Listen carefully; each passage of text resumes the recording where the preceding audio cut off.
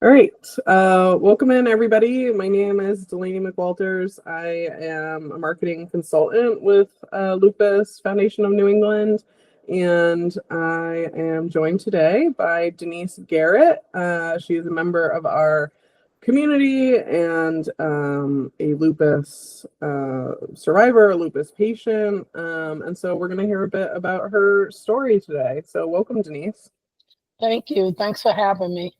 Yeah, of course. So, why don't you just start by introducing yourself a little bit? Where are you from? Are you originally from the Worcester? Are you in the Worcester area now? And when were you diagnosed? And what was that experience like?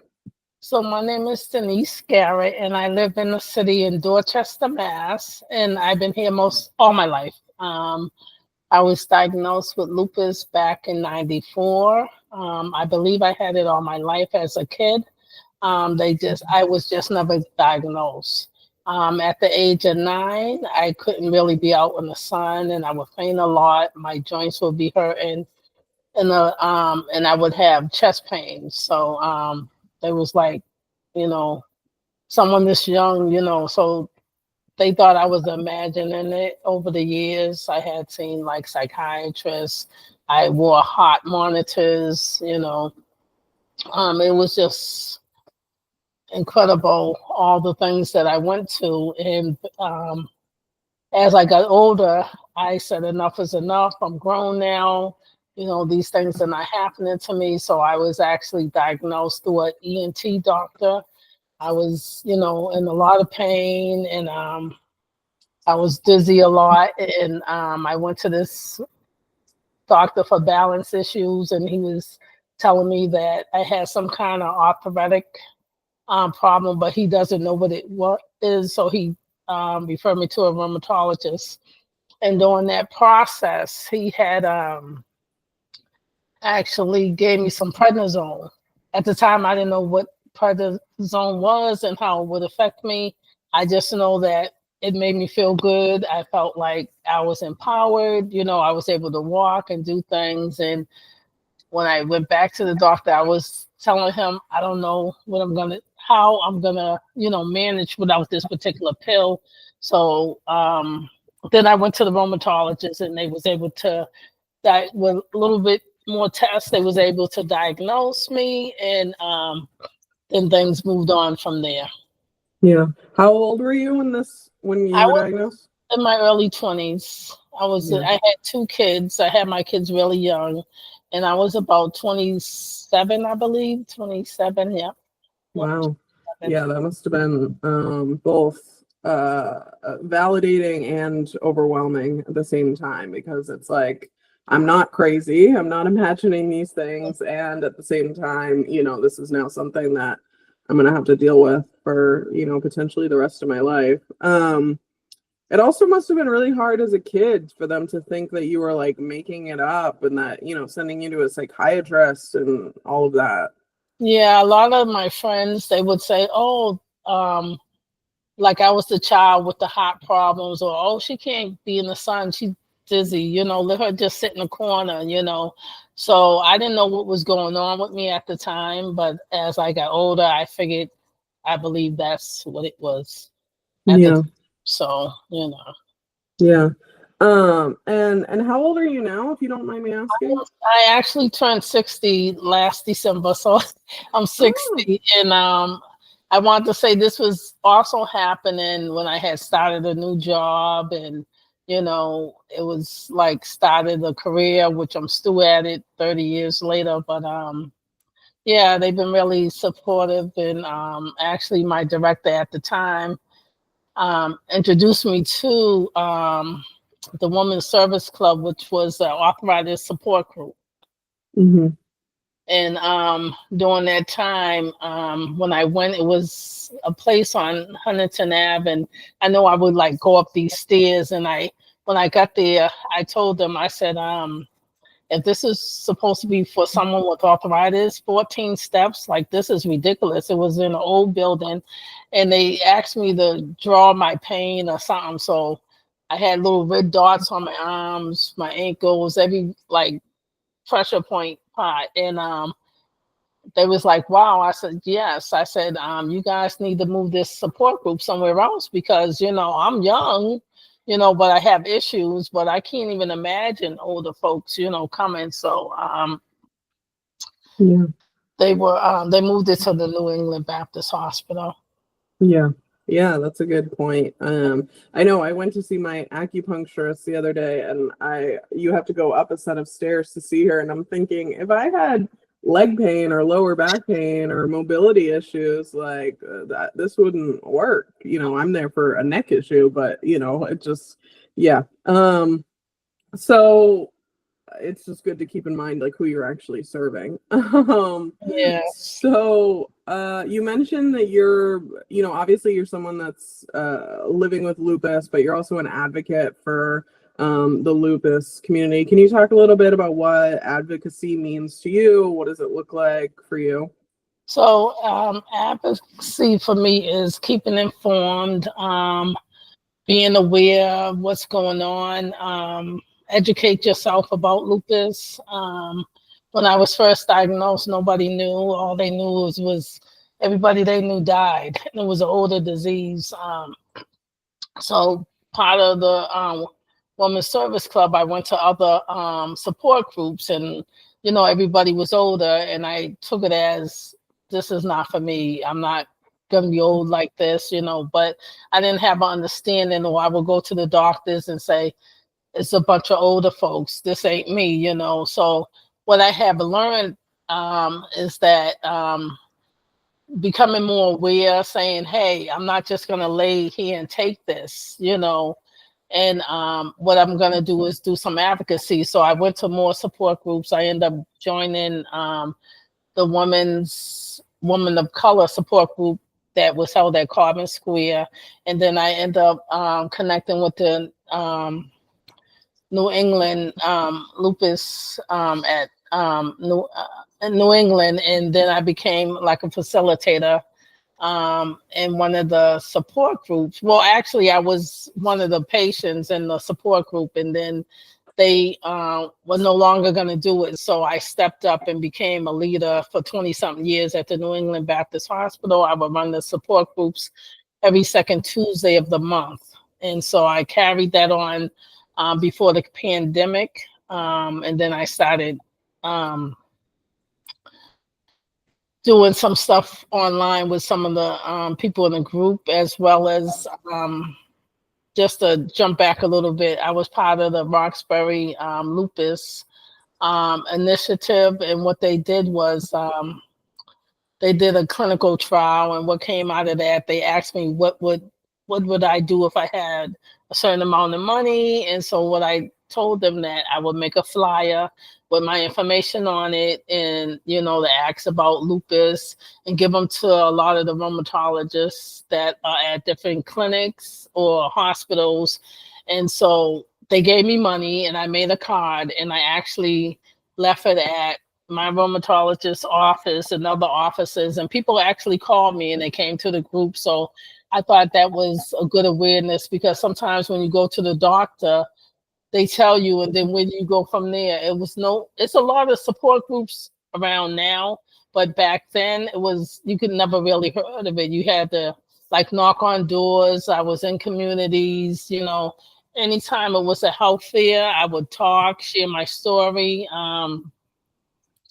It sort of got hard sharing stories or listening to stories, because I know like how it was for me, not being able to walk, having my kids help them read for me during the school, when I was in school. And, I think about that, and, think about how it was back then, and coming back to today, I'm able to be, full-time in the workforce, although every day is not promised. With lupus is very different. Some days you can wake up and you're fine. The next day, you just can't get out of bed, and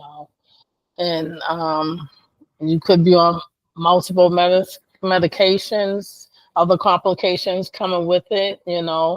I've been fortunate to, see the best doctors, because being an advocate, I advocate for myself, and I try to see the chief doctors and say, they would say, hey, why why are you seeing him? And I'd be like, hey, that's, what I Yeah. do, so I just call them. I used to do my own referrals. Everyone's like, how do you do that? I said, I just call them and make an appointment and tell them my doctor wants to only see him, and I will wait. And then I will tell my provider, oh, someone else referred, so it worked out, but Yeah. Yeah.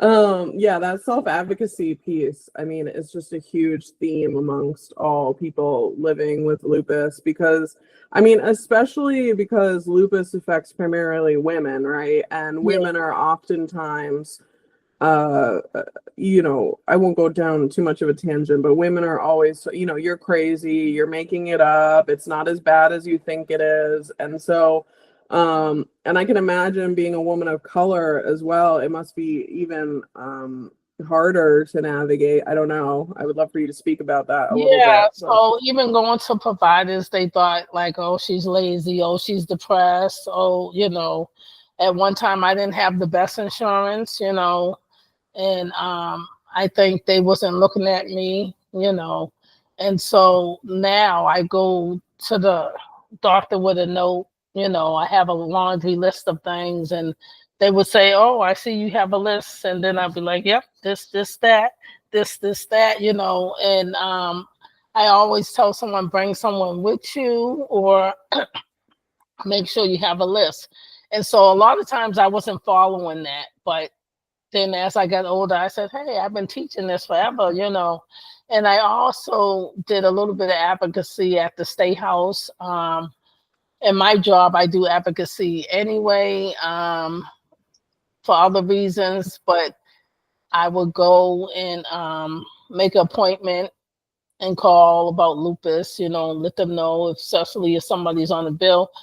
Before the pandemic, I was gonna go to Washington as well, but that had happened, so nothing really became of that. I think they had went, but it was a bunch of us that were gonna go there and do some advocacy, and it didn't happen. But I'm always for it. I participate in anything that I can. A lot of people still call me, or now more people of color have it, and they come to me and say, how do you do it? You look good, and or their kids or their grandkids, and some of the people I have visited over the years in the hospital, but I tell them, I might look good today, but some days I feel like I'm 90 years old, like I can't walk, or I'm walking into the wall and I'm like, "Ooh," or I'm sitting in the crowd and I can't get up because I don't know, my balance is off, and I might text someone, oh, like if my family ain't with me, to help me walk, a little bit. So them little things still happen, but I still try to continue my life, because at one time I was in a dark place that I thought I wouldn't be able to get out of, and it hurts to think about them days sometime, because nobody really understands except for a lupus patient. And that's why it's good to talk to someone, When I first talked to someone, it was someone way in California, and it was a young girl, and she was telling me everything she was validating everything I was going through, and I was like, "Oh, I'm so happy." I said, "Not that you're going through this, but somebody else is going through this. That's my age. So this is a real thing, So, yeah. ever since then, I'm like, anybody can call me. I can talk to them, counsel them on the phone, So I really, try my best to do what I can in society around lupus, because it's like that hidden disease. Sometimes people don't want to talk about it. I'm glad that people are more aware of it. And like I said, back in the days, we were knocking on doors in Dorchester, having these community meetings, and people will come out and say, wait a minute, let me see, because this has been going on with me. Let me go to the doctor. Let me check myself, And then I thought it might have been an environmental where I was living in a poor neighborhood, and they did a lot of construction. They had a lot of dump sites. I don't know. Once was a prison, so Yeah. a What do lot. you do for work? I work for a nonprofit agency, and I oversee community health centers for family planning. Oh, that's Yeah, awesome. yeah. Yeah. So, yeah.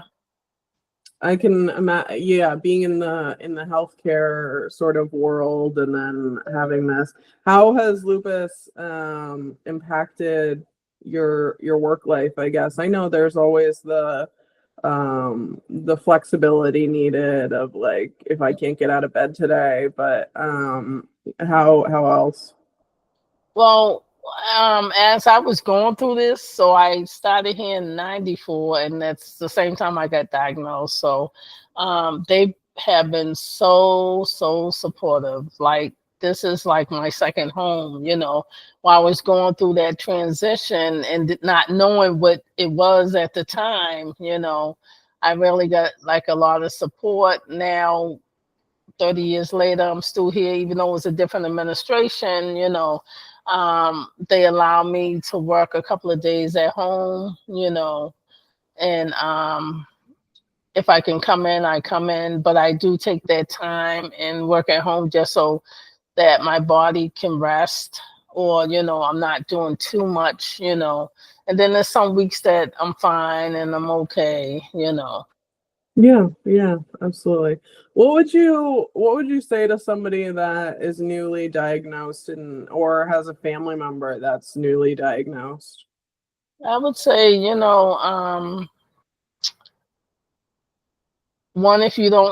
um, if you're newly diagnosed and you're in disbelief, you might want to get another referral or find a doctor that you're comfortable with. And they should really be able to give you what you want. Go to support groups. They have them online. Talk to someone. That has lupus, or if you don't know anyone, like I said, you can go online now, which is really good, but just try to get some kind of support, because sometimes you think you can handle it and you can't. You might want to talk to a counselor. If you're in a relationship, it's hard for the partner to understand, if you have kids or something, or, they might think you're lazy because you can't do the dishes.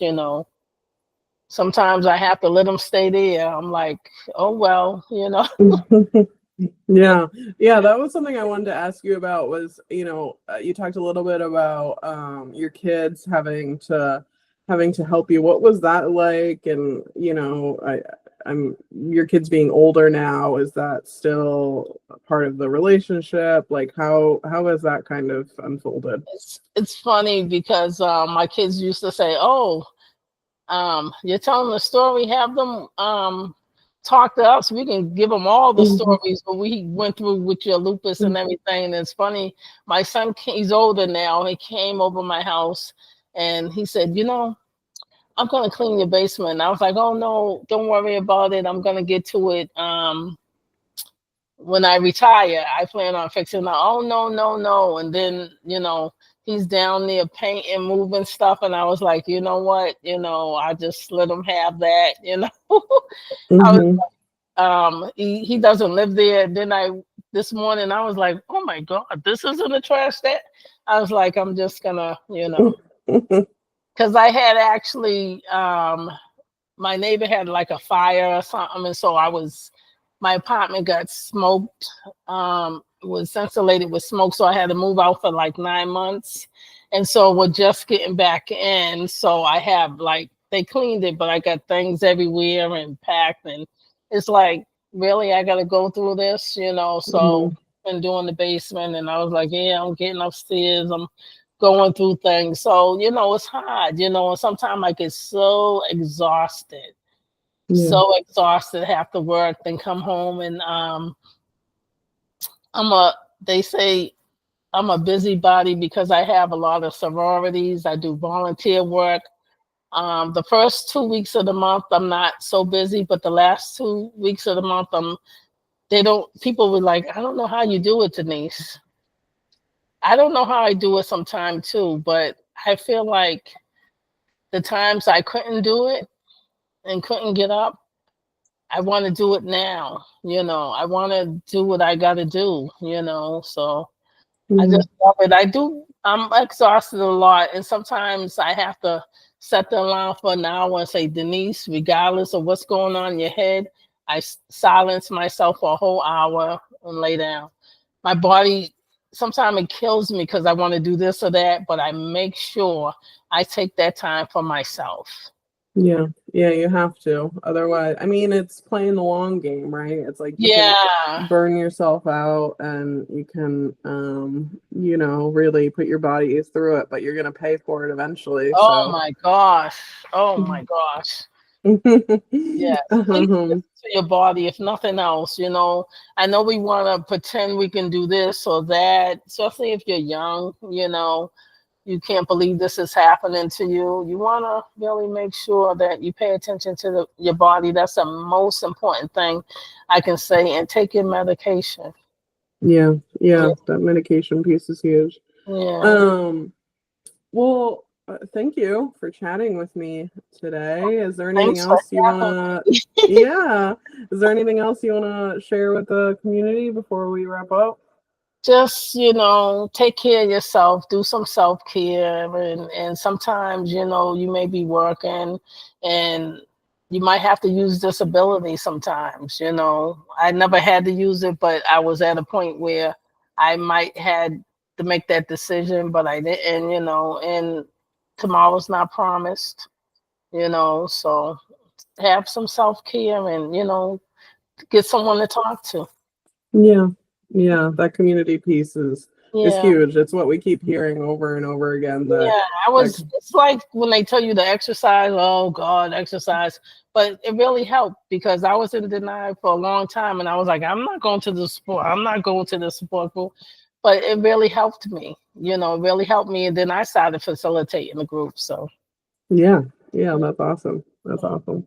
Well, thank you. And yeah, we're doing this for Lupus Awareness Month in May, and so we have a bunch of these going up, and I think folks will find something to connect with. So yep, and support your walks and research and yeah, education.